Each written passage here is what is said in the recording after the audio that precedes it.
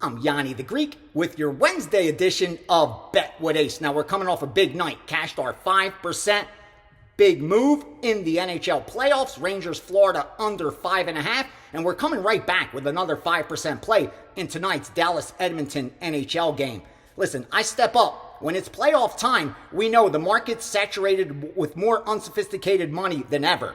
That's when guys like us have a huge advantage. We find those inefficiencies and we fire. I found another one today, so I'm firing 5%. Now, obviously, we're going to talk about some money management concepts in the future, but just off the bat, you're not betting 5% of your bankroll on any one single play. Unless you have inside information that the game has been predetermined, you're going broke if you're betting 5% of your bankroll per play. It's just a matter of time. Let me end the suspense for you. It's not a matter of if you're going to go broke. It's a matter of how long before you go broke. Because the math is just against you. You don't have a big enough edge where you could bet 5%, 5%, 5% on every play. You're going bust. Again, the professional betting syndicates I work with barely bet 0.25% on best bets. That's because they want their risk of ruin to be as low as possible. They don't want to be ruined. The higher your bet size compared to your bankroll, the higher your risk of ruin. Ruin, ruin, ruin. Don't ever forget that word. You don't want to be ruined. How do you avoid that?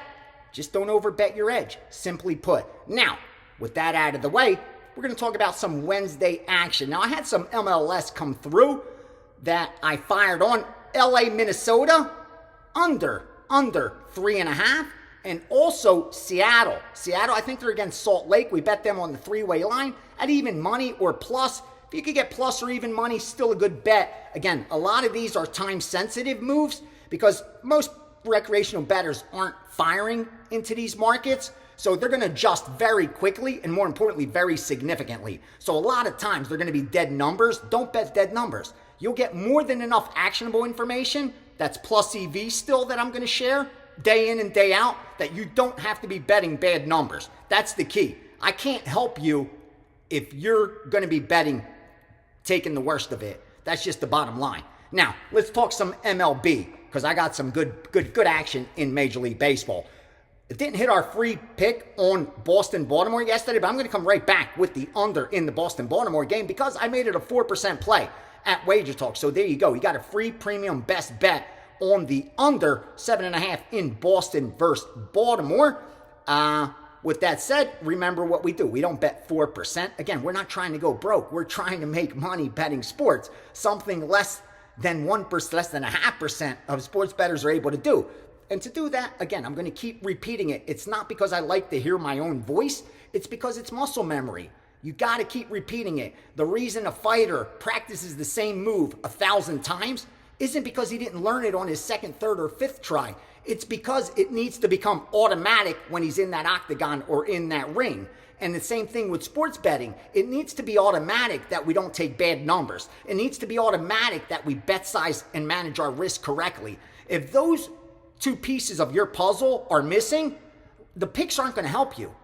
The long-term results are going to be negative. That much is already guaranteed. You're stacking the deck against yourself. So please, if the number's gone, let it go. Just let it go. If anything, bet against it. If now you're getting a better number on a strong lean you had the other way. But I'm not here to confuse anybody. Let's get into some Major League Baseball. Again, we're going to be doing this each and every day throughout the year, baby. It's time for Bet with Ace. You know what we did last year? Let's cover it real quickly so you know. Because a lot of you, I may be new to you. Here's the bottom line. You may not like my voice, may not like these beautiful teeth and all that nice stuff, but numbers do not lie. There's a lot of bettors claiming that they win. I need to see documented results of at least 1,000 bets. If you can't show me your last 1,000 bets, don't tell me you're a winning sports bettor. Don't even tell me you're a sports bettor because there's no statistical significance in anything less. It means nothing. Tell me you're 15-2 means nothing to me. It's the same as telling me you're 2-15. That means nothing also. I've seen winning bettors go on bad runs. What matters to me is over 1,000 bets, 2,000 bets. What can you do? Well, here's what we did. In 2023, last year, we made over 3,000 bets. That's statistical significant. And we increased our starting bankroll by 80%. That's correct. If you started with a $10,000 bankroll, you made $8,000 on top of it. Now, of course, you had some fees because I don't come cheap. I mean, of course, I give the best deal I possibly can because I want even your most recreational bettor to get the sharpest shit out there. So I'm not charging these crazy prices, but there is going to be overhead, just like I have for winning information that I get. So that's going to be your small overhead, your electricity, your internet, and your time. Got to factor all that in. Still, 80% increase the starting capital. So let's say you started with 100 grand. Let's say you're a baller. Well, you made 80,000 last year. Minus the fees, minus your electricity, minus your internet, minus all that. Probably walked away with $75,000 on a 100 dime roll. Listen, increasing your net worth by your return on capital actually by 75%, there's not too many investments that are going to do that for you over 365 days. That's why I bet sports. That's why I'm still involved in this betting market because of the opportunities. But again, you got to bet size correctly or none of that matters. So that's the resume. Not only did I increase starting capital last year by 80%, but I've documented a profit 8 of the last 9 years, and so far this year, so it's looking like 9 out of the last 10, I believe, will be profitable for me. And more importantly, since WagerTalk launched, I'm the #1 profit winner. This isn't an infomercial. This is simply so you can understand I'm sharing plus EV info. Very few people are going to be able to do that for you. And it's not because I'm smarter than anyone. It's not because I'm better looking than anyone. It's because I built this network and this is what I do. I make my money betting sports. I'm in that small fraternity of about 0.5% of people on the planet that do make their living this way. Each and every day, that's what I do. I move. Now let's get into some of that shit I moved. Like I said, Boston, Baltimore, under 7.5. We're going 4% play on that. That means only 1% of your bankroll. If you got 10 grand, you're betting $100. You got 100,000, you're betting a dime. Now you're going to tell me, Ace, I got 100,000. What am I betting 1,000 for? I got nothing. That's nothing. I need to be betting more. Well, if you need to be betting more, then you need to increase your bankroll. You can't increase your bet size because what you're doing is increasing your risk of ruin. We can't have that. The key is to minimize our risk of ruin. How do we do that? By betting a smaller percentage of our bankroll. Please, please, please. If you want to ball, I'll ball with you. I've got no problem balling, but this is the only piece of the puzzle we could adjust. That's bankroll. Add to our bankroll, our bet size gets bigger, but we don't adjust this. This is how we go broke, by raising that risk of ruin. So 4% is only 1% of bankroll because I go 0.25. If you've been in the steamroll, you know what I'm talking about. So let's go on to some other Major League Baseball. I actually just gave out the Mets. Mets as a dog on the money line for the game. Mets minus like 1.5. I think they got up to like minus 120 in the first 5. We were comfortable laying it, and we even took a half a run, laying up to like minus 150, I believe. Now, with that said, I know a lot of books have the Mets in the first 5 minus a half a run now. That's going to happen when the line's around that even money and the betting syndicates get on one side, Team A or Team B. The first 5 is going to go from plus a half to minus a half. That's why I urge bettors to find outs. The more books you have available, the better the chances are you're going to get the good numbers. If you can't get the plus half on the Mets first 5, then just bet the money line first 5 for the Mets. That's it. Don't send in the customer service, I couldn't find it, or what do I do? It's just simple. Your book doesn't offer it, you can't bet it. You just move it on the money line and not lay the half a run. Come on, you guys are smarter than that. You're smarter than me. That's why you're in this room. Oh, the steam room. This ain't the steam room, but that's why you come to the steam room. That's also why you're watching this, because you're sharp and you know what winning information looks like. So you know we're on the Mets. You know we're on the Mets first 5. You also know we're on Minnesota. I'm telling you that right now. I bet Minnesota for the game. I bet Minnesota for the first 5. I even laid a half a run on Minnesota in the first 5. Now that's how we do it. That's how the betting syndicates get down. You got to remember, limits in baseball are a lot lower. You can't just walk up off the strip with a paper bag of 100 dimes and bet it on MLB over-under. They're going to look at you like you're nuts. Sure, if you're a table player with a history of losing, they're probably going to take it. Not 100 dimes. They may take 5, 10, maybe even 20 dimes. But if you show any ability of beating the closing number, that's going to end immediately. You're going to be back to betting nickels like I am. And a dime if you're lucky. That's correct. They'll take about $1,000 on a Major League Baseball over-under if you have a history of winning. That's just factual. So, how do we get more money down? Why? Diversifying. We bet the first 5. We look for even props. Again, if you're going to bet a game over, you may look for runs, hits, and errors over. You may look for run in the first inning. Yes. There's a lot of ways that we can bet a steam move by hitting some of those derivatives and diversifying the bet a little bit. So that's what we're on as far as sides go. We're on the New York Mets. We're on Minnesota. Both of those, we hit the side and the first 5. Unlike Detroit. We bet Detroit in game 2. They're a dog, about plus 110, I think now. It dropped a little bit. Oh, it was about 120.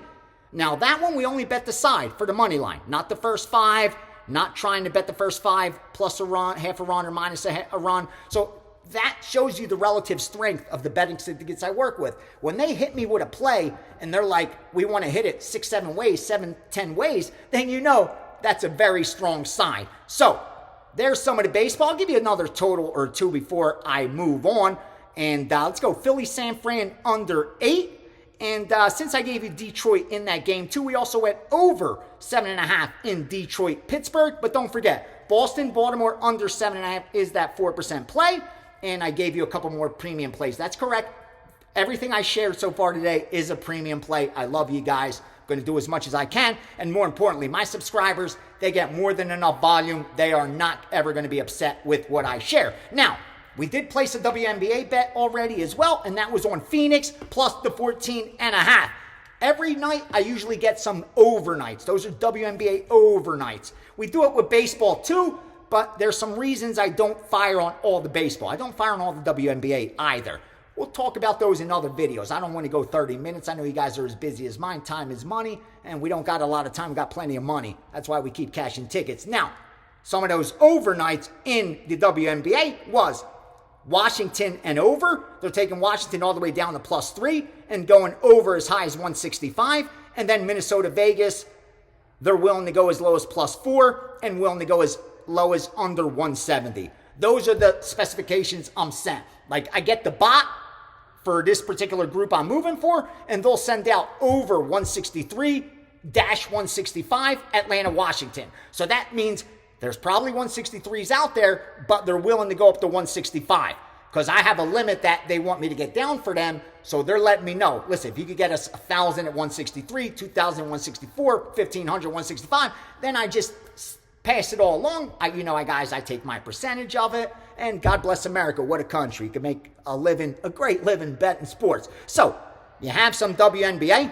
You got some Major League Baseball. You got some MLS. We don't have NBA till tomorrow. We have UFC on Saturday. My man Angie Gambis, you guys know, one of the MMA originators that I helped get down. He gave me Strickland earlier in the week. We had a production meeting last week with the UFC, doing On the Line tomorrow. Make sure you check that out live on Fight Pass. I actually used Strickland in that production meeting. Andrew just confirmed it, gave me Strickland a couple days ago. So gave you a little MMA future, not future, but a play that's coming on Saturday again. I'm going to share as much as I possibly can, and more importantly, I am going to do educational videos as well, because the picks aren't going to help you if you don't know how to use it. Like I say all the time, within 3 or 4 of these, I can teach anyone how to count cards, how to be an advantage blackjack player. But being able to pull it off is a different story. Kind of like I could give you the 10 best books on brain surgery. You could read them all cover to cover. In fact, you could memorize them all cover to cover and re-say it to me. But I'm not letting you cut my head. No way, not without practice. So again, it's a difference between knowing what to do and actually doing it. And that's why I say, bet good numbers, bet size correctly, have outs so you can shop. We all say those things, but are we doing them? Are we doing them? My guys are. Don't forget, WagerTalk.com, @Greek_gambler. I'm on Twitter. I'm on Instagram. My girl got me on TikTok right now. Go to TikTok. It's Greek_gambler7. You want to see some dances? Not going to happen. You want to see some winning picks? That's coming your way. So I may just be driving around. And like yesterday, I went to bet more on the under in the Florida game. Anyone that was following me on Instagram or on TikTok, they got that message. Boom. That I'm going. This was like 20 minutes before I jumped in the ride, flying 100 miles an hour up freaking Charleston because I needed to make more of a cash bet at the window under Florida and New York Rangers. So again, make sure you check out those channels as well. And Ace is doing content now. Tired of the 99.5% that losing, doing all the shit. Time to get us doing some of the content. I love you guys. Love the support. It's on you. engage, comment, hit the like button. That's all I ask. I'm giving you my time. Give me 3 seconds, hit that like button. More importantly, comment. I need to know what you want. If I don't know what you want, I'm not going to give you what you want. I'm here to please, baby. So down there, hit the like button. Share this with anyone that wants to win long term. And let's have some fun over the next year. I love you guys. Peace out.